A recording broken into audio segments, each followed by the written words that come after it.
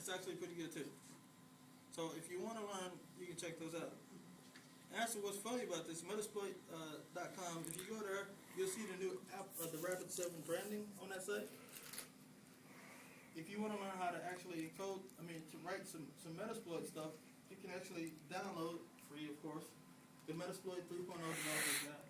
It actually teaches you a lot about the language, why they chose Ruby, and actually had influence on why I chose Ruby to program in too.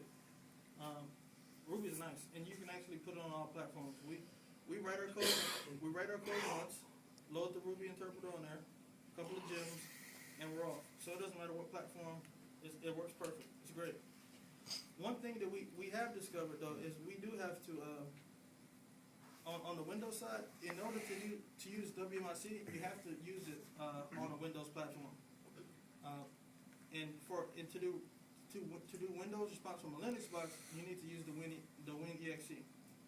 So that's a couple things we found. I should have updated my slides to talk about the WinExe, but it's actually pretty hot too. So let's try to do the demo. I've been warned not to do the demo, but I have faith, man. It's gonna work. The demo guide's gonna be nice today.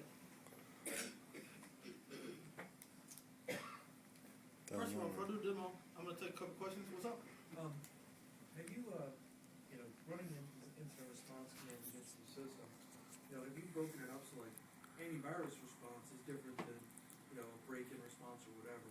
Because, running a bunch of commands, there's tons of commands you can run against a box to try to ban information. You sort of maybe started to shoehorn specific types of response potentially, or maybe that might be a future thing. That's fine, and that's why we wrote it. That's how we wrote it modular. And the only thing you need to do is actually choose. We wrote it very modular. So if you wanted to do your own type of response, only thing you have to do is edit XML. And so our intent is we're going to say, look, this is how you do it. We have documentation, like really good documentation on this is how you create a new module. If you want to do your own particular type of response, and also that whole remote control thing, and you can actually, we have it so you can actually do your own queries. A couple of other things that I want to build into it is I want to do like registry checking and all that stuff, because we can do that with WMIC, and that's a definite forensics tool. So a lot of the stuff that I see in corporate tools that actually use the same stuff, we can actually write that in Ruby and be fine. So yeah, I'm very excited about the possibility. In terms of being stealth on the box, in case you have a live attacker there, are you thinking about that at all? And does the WMIC stuff actually launch a process on the back end, or is it just talking to the kernel? The WMIC, what we're doing, we are starting a bunch of processes actually. We're actually doing regular commands. So I don't believe in having to be stealth personally. Some people think that you have to be super stealth on the wire, use static binaries and all that stuff. And I'm like, dude, the way malware is these days, what's happening is that they're so under the wire that it doesn't even matter. They have so much malware out there that it doesn't matter if you're stealthy or not. They're on the box. Me and my friend, I have a friend, Golf Spencer. We was talking about how I read a lot of sociology stuff. I'm like a real nerd with that stuff.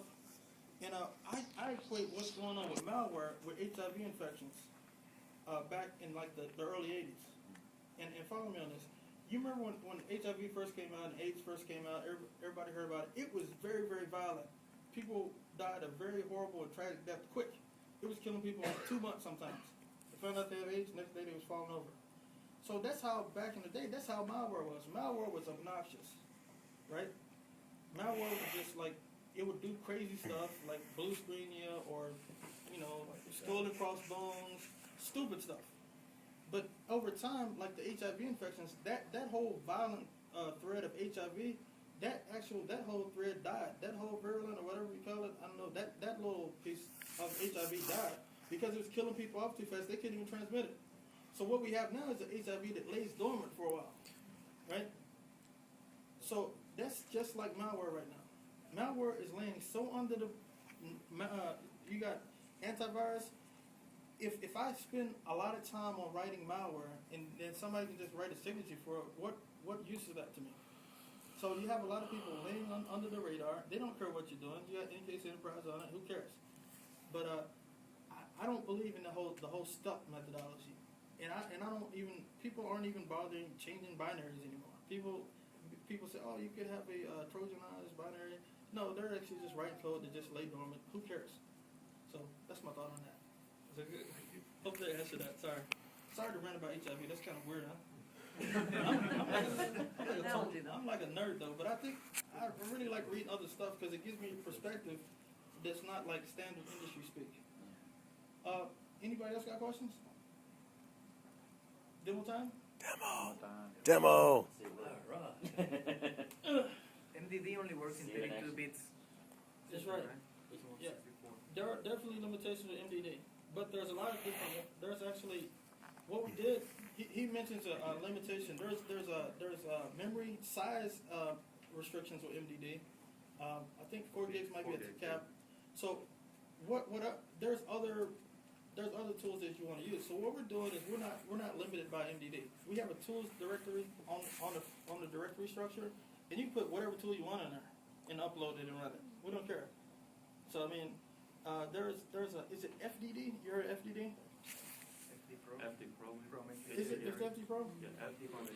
Yeah. So that's actually like, we don't care what you do. So if you have a binary you want to run on a machine, we're making facilities for you to transfer it without having to go buy some kind of crazy enterprise solution.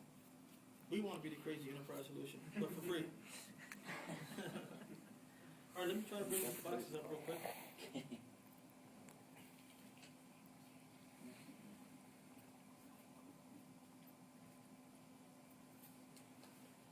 All right, I have to switch my display, so I got a mirror.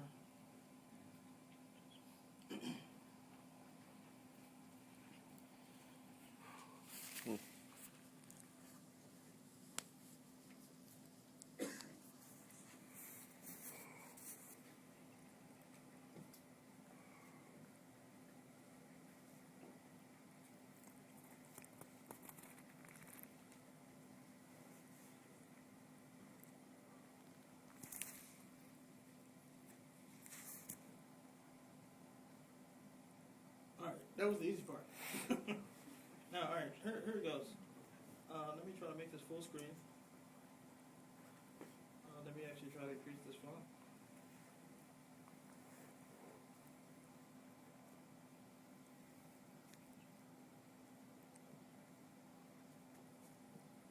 What the heck? Increase the cursor size.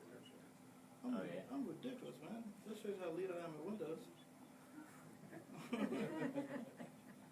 I'm more of a Mac guy.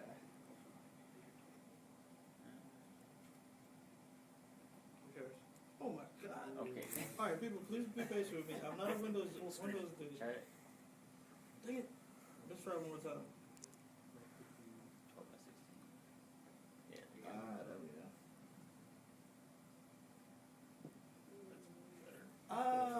Y'all heard nothing up there in the back? You'll see stuff scroll by the screen. Don't even worry about it. The people that got the good seats in the front are actually see some action. All right, so You're not that kid.